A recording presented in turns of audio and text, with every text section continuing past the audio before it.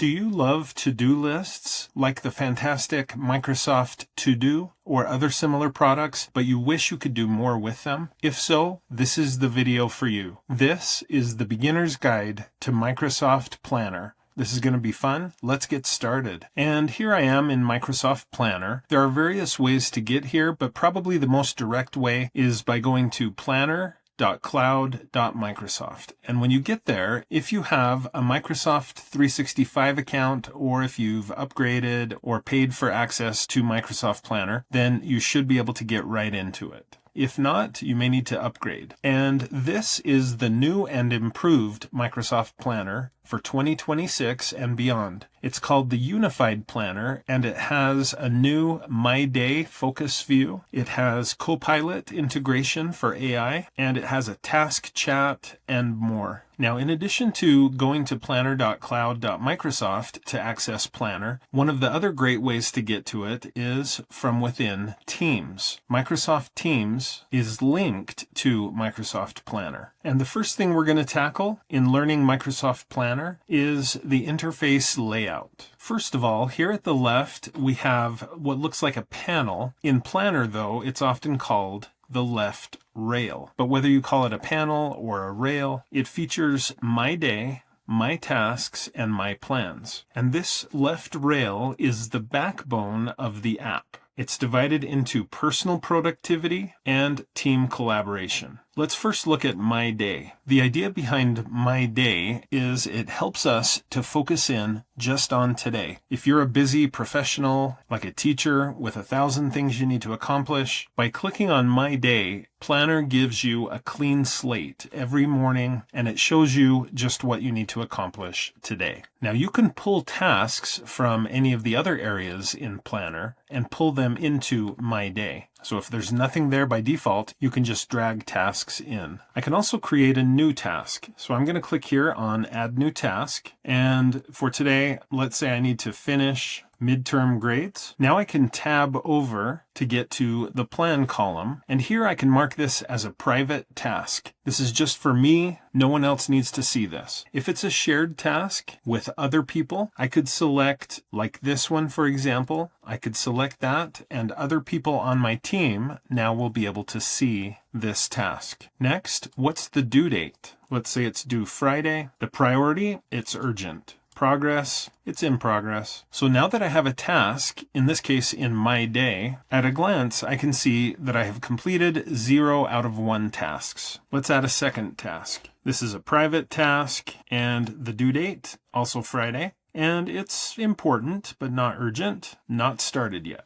Now I have 0 of 2 tasks completed. Now as I finish these tasks, it marks me as having completed, and I get a nice satisfying bell sound rewarding me for completing that task. So My Day is a way for me to focus on what matters right now without the noise of the entire project and all of the thousands of things I need to accomplish. Now, My Day can be viewed in one of 2 different ways: as a grid, like what I have here, or as a board. In the board view, I can click and drag to move items manually from not started to in progress to completed.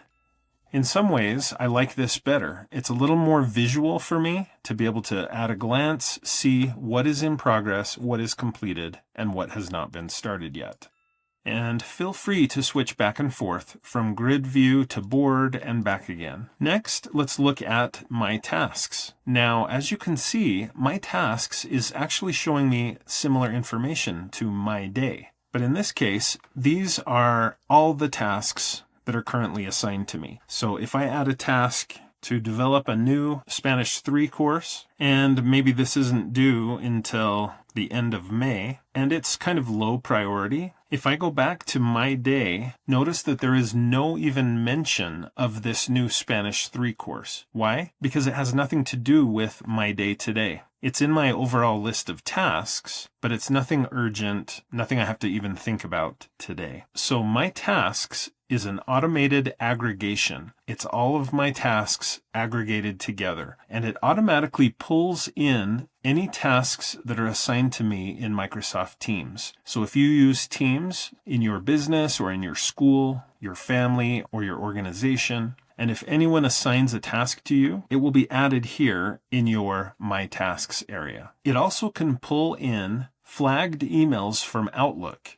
So you'll have to test how well that works, but if it identifies a task for you from your Outlook email, it can try to import that into your list of tasks. Same with Microsoft To Do. So I'm going to switch over to Microsoft To Do, and I'll go down to My Tasks, and I'm going to add a new task. And this is just a personal task for me. I'll put the due date as being in a couple of weeks. And now let's switch back to My Tasks in Microsoft Planner. And look, I don't see my personal task to ask the principal for a raise. Where is it? But if I go here to Private Tasks and click, there it is. It's on my task list, but it's a private task. Jumping back to Assigned to Me, these are more official, professional tasks that have been assigned to me or that I've assigned to myself. Now, just like with My Day, in My Tasks, I can also switch between Grid View and Board View, and I can move tasks around that way, moving them from Not Started to In Progress to Completed.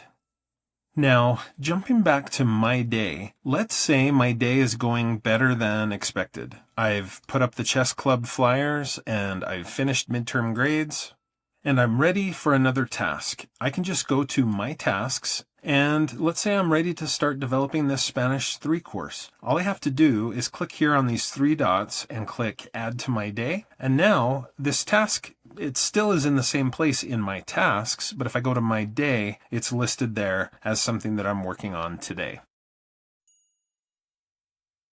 Okay, the next thing we have in this left rail or panel is My Plans. I'm going to click on that, and My Plans lists all the specific projects or planner boards that I'm a part of. So let's say that the principal of the school or my boss at a business has set up a project or a plan for me and shared it with me and other colleagues. That project or plan will show up here in this list. So eventually I may end up with 5 or 10 or 15 different plans or projects that we're working on. In that case, I may want to pin the most important plans. And I can do that just by putting my mouse on a particular plan and clicking Pin Plan. Once I do that, a shortcut to the plan is created here in the left rail. Now that I've done that, I could be working in My Day or My Tasks or whatever, and then I can just click here on Course Redesign and I'm instantly taken to that specific plan. Going back to My Plans, I could set up a new plan just by clicking here in the upper right and choosing a template or just a blank basic grid and board. And there are some great templates here to choose from, but I'll just click Project Management and then Use Template. I could go ahead and rename this plan. I'll call it Foreign Language Week, and I'm going to pin it here at the left. Next, I could add this plan to a group. In other words, to a group of people. Maybe people that I've worked with in the past. In this case, I'll just leave it blank and I'll click Create. And it's creating my plan. I can now click to edit any of this. Notice that I have different categories here. I have initiating, planning, executing, and monitoring and controlling, and there's even more to the right. And each of these is considered to be a bucket. So there's a bucket of things that I need to do in each of these categories. But I could rename any of this. Instead of initiating, I could click and rename this, let's begin. Planning, I'll just say planning time, etc. So feel free to customize any of this. Next, the individual tasks and goals and things, I can change any of this as well just by clicking on it and editing the text that's there. Now, so far, this plan is personal just to me. I'm the only one that can see it or work on it, but this is one of the things that makes Microsoft Planner superior to Microsoft To Do. In Microsoft To Do, yeah, you can share a to-do list that everyone can see and work on together, but this is more than a to-do list. This is a project management plan in this case, and I can share the entire plan with my team. So here in the upper right, if I click Share, I can add this plan that I've created to an existing group. So I click there, I click Select Group, and I could select one of these previous teams that I've worked with. Or I could create a new group and then start entering names or email addresses to create a new group. Now, if I start typing a name or an email of someone that I've corresponded with in this account, their name will show up and I can select them, or I can just put in new email addresses and then click Create Group. So, like I said before, this left navigation rail really is the backbone of Microsoft Planner. And in a lot of ways, it starts with the smallest scope.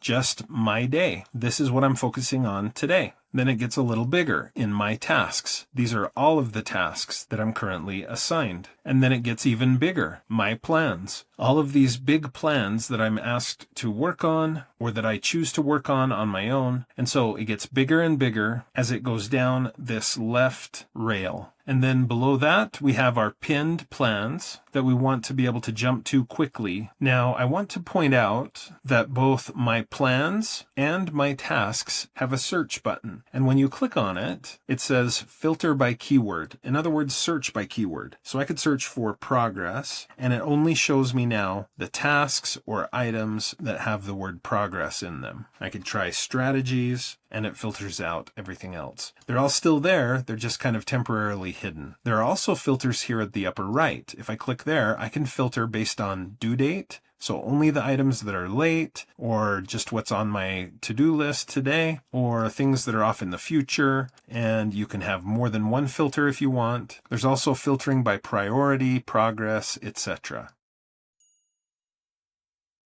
Okay, now it's time to look more closely at task cards. So I'm going to go back to My Tasks, and I'm going to click here on this task card. And notice that I can take this pretty big task of creating a brand new course, and I can divide it up into checklist items. So I can click here to add an item. I want to obtain a course code for the new class. I'll tap enter, and let's do another checklist item. Verify course title, tap enter. I need to complete a curriculum map and then prepare first month of lessons. Of course, there's more to it than that, but let's pretend like those are the steps I need. So this is kind of like having Microsoft To Do inside of Microsoft Planner. So I'm going to get out of this card now. I'll click this Close Dialog. So now look at this task. It says 0 of 4 steps have been completed, but I can click here and I can check off step number 1, step number 2. So this is a great feature, these checklists in tasks. In addition to checklists, I can also type in some notes. So I could put a note for myself so I don't forget. I can also change the priority of this task, the progress state of the course. I could put it in a different bucket if I want to, change the due date, make it a repeating task. And then if I browse down further, look, I can add an attachment, whether it be from my device. I could just select a file that's on my computer to upload and provide to anyone working on this task with me. Or the other option is to link to a file or website. So this would work particularly well with OneDrive. Any files that I have in OneDrive or even folders, I could generate a share link and then put that link here, put in a title of text to display with the link, and then anyone working on this task with me would have access to that folder or file in OneDrive. Now, I would have to check the sharing settings in OneDrive to make sure that it works. But Microsoft Planner really is built to work very well with Microsoft To Do and Microsoft OneDrive. Finally, underneath attachments, we also have a comments box, so I can type any comments here, and anyone working on this task with me should be notified of my latest comments. I'm going to X out of this task because I want you to see that I can add anyone to this task just by putting my mouse right here and clicking on this button, and then I can just type in email addresses of people that I want to add to the task. So there are a few other things about Microsoft Planner that you may want to explore on your own. For example, if I go to this course redesign plan, notice that there are other views to explore. In addition to grid and board, we also have schedule, and we also have a charts view that gives some statistics on how it's going. You could also check out the settings here in the upper right.